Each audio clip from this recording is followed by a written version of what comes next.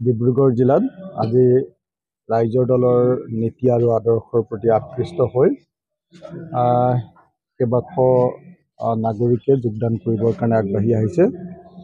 আজি যিসকল new comer বা নতুনকৈ অহা নৱাগত আমাৰ সদস্য তেখেতসকলক আজি আদৰণি জনাবৰ কাৰণে, তেখেতসকলক দললৈ স্বাগতম জনাবৰ কাৰণে মই আহি উপস্থিত হ'লোহি।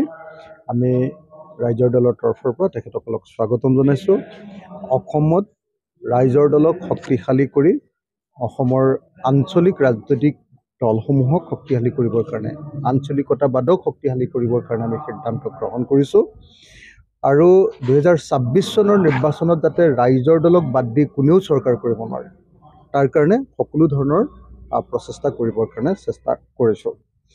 আমি আশা কৰিছোঁ যে 2026 চনত যাতে যি দলেই চৰকাৰ নকৰক লাগিলে ৰাইজৰ দলৰ অংশগ্ৰহণ নকৰাকৈ, ৰাইজৰ দলে অংশগ্ৰহণ নকৰাকৈ কেতিয়াও চৰকাৰ কৰিব নোৱাৰে।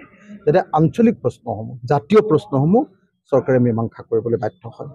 আজি আমি দেখিছোঁ যে যেতিয়া আপোনাৰ ৰাষ্ট্ৰীয় দলবিলাকে চৰকাৰ কৰে, ৰাষ্ট্ৰীয় দলবিলাকে কেতিয়াও ৰাজ্য এখনৰ জাতীয় সমস্যাবিলাকৰ সমাধান কৰাৰ কোনো ব্যৱস্থা গ্ৰহণ নকৰে। কিন্তু যেতিয়া আঞ্চলিক দল এটা তাত থাকিব আৰু আঞ্চলিক দলে যেতিয়া চৰ্ত আৰোপ কৰিব যে এই সমস্যাটোৰ সমাধান নকৰিলে আমি কেতিয়াও তোমালোকক ছাপৰ্ট নিদিওঁ, তেতিয়াহ'লে ৰাজ্যখনৰ মূল সমস্যাবিলাক সমাধান কৰিবলৈ বাধ্য হয়। সেইকাৰণে আমি আশা কৰিছোঁ সমগ্ৰ ৰাজ্যজুৰি আমি এনেকৈ যোগদানৰ কাৰ্যসূচী লৈছোঁ। আজি আমাৰ ইয়াত ডিব্ৰুগড়ত আজি যোগদান কাৰ্যসূচী হ'ল, কাইলৈ ডাঙৰ এটা যোগদান কাৰ্যসূচী আমি ধেমাজিত লৈছোঁ। ধেমাজিৰ চিচিবৰ গাঁৱত এটা ডাঙৰ যোগদান কাৰ্যসূচী হ'ব। বহু হাজাৰ মানুহে তাতে যোগদান কৰিব আৰু তাৰ পৰৱৰ্তী সময়তো এটাৰ পাছত আনটো যোগদানৰ কাৰ্যসূচী গ্ৰহণ কৰিছোঁ।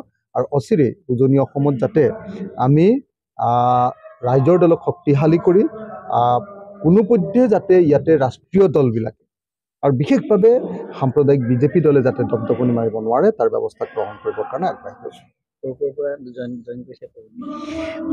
আজি কংগ্ৰেছ আৰু বিজেপি দলৰ পৰা দুটা ৰাজনৈতিক দলৰ পৰা আমাৰ দলত যোগদান কৰিছে আৰু কেইজনমান অসম গণ পৰিষদ দলৰ পৰা যোগদান কৰিছে।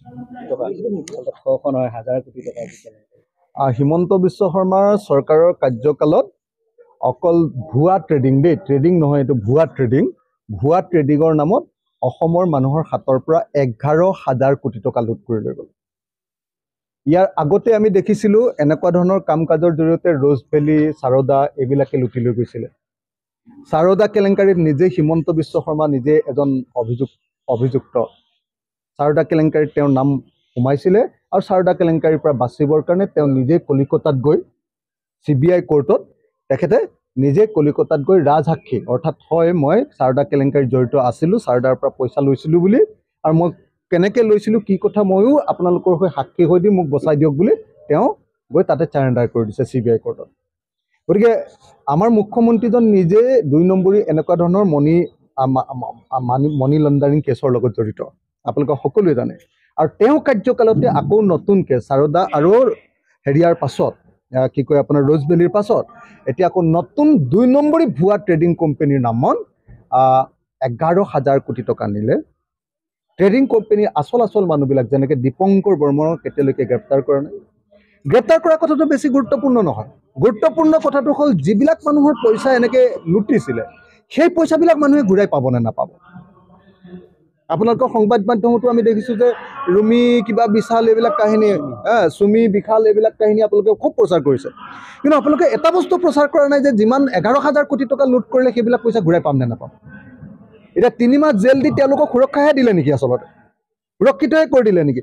তাৰমানে তেওঁলোক এতিয়া পলাবৰ কাৰণে সুযোগে লাভ কৰিলে নে আমি কোৰ্টৰ কেছত সোমাই গ'লোঁ, আমাকতো এতিয়া পুলিচে কেছটো চলি আছে, এইটো মানে চাব জুডিচ কেছ, এতিয়া আমি কি কৰিম, আমিতো পইচা দিব নোৱাৰোঁ, আমাৰ একাউণ্ট ফ্ৰিজ কৰিলে, এই বুলিহে ক'ব নেকি উল্টাই?